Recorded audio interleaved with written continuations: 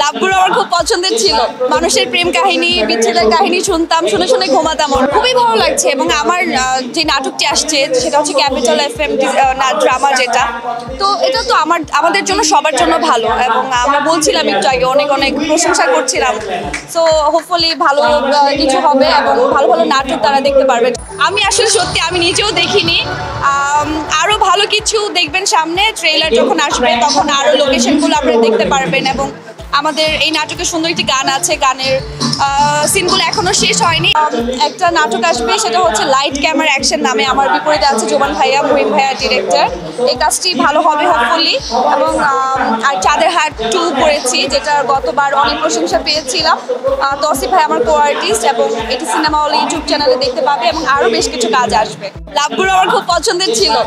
মানুষের প্রেম কাহিনী, বিচ্ছেদের কাহিনী শুনতাম, শুনে শুনে ঘুমাতাম অনেক। আমার মার ফোন চুরি করে আমি ওখানে শুনতাম আর কি।